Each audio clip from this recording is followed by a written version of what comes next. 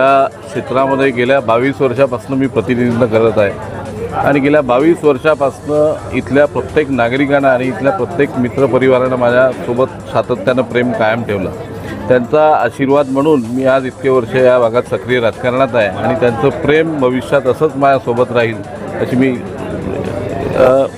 गेल्या काही दिवसातच आमची नगरपरिषद झालेली आहे आणि गावाच्या तुलनेमध्ये आम्हाला खूप इथे लोकसंख्येच्या अनुपातामध्ये बऱ्या प्रमाणात एक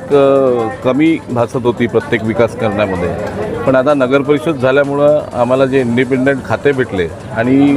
सुदैवानं आणि माझ्या नशिबानं या गावाचा एक पाण्याचा मोठा प्रश्न आहे आणि तो प्रश्न सोडवण्यासाठी देवानं कदाचित मला ही संधी दिली असेल आणि मी नक्कीच या संधीचा पूर्ण फायदा घेणार आहे आणि या गावाला पाणीदार केल्याशिवाय या माझ्या कार्यकाळामध्ये हे गाव संपूर्णपणे पाणीदार करण्याचा मी प्रयत्न करणार आहे आणि 100% देव मला त्यात यश देणार आहे आणि सगळी जनता मला आशीर्वाद देणार आहे। या गावाला पाणीदार करणं, या गावाच्या प्रत्येक नागरिकाचा जो हक्क आहे पाणी, याची पूर्णपणे खात्री घेणं आणि याच्यावर पूर्णपणे काम करणं हाच एक माझा संकल्प राहील आणि याच उद्देशाने मी काम करणार आहे। नक्कीच येणाऱ्या काळामध्ये आम्ही ज्या पद्धतीने डिगडोळचा विकास करण्यासाठी कटिबद्ध आहोत आणि नक्कीच मी माझ्या मिस्टरांना यामध्ये सहकार्य करेन।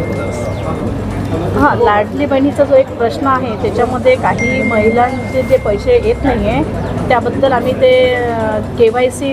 पुन्हा करणार आहे आणि त्यातून नक्कीच ज्या महिला खरोखरच त्यासाठी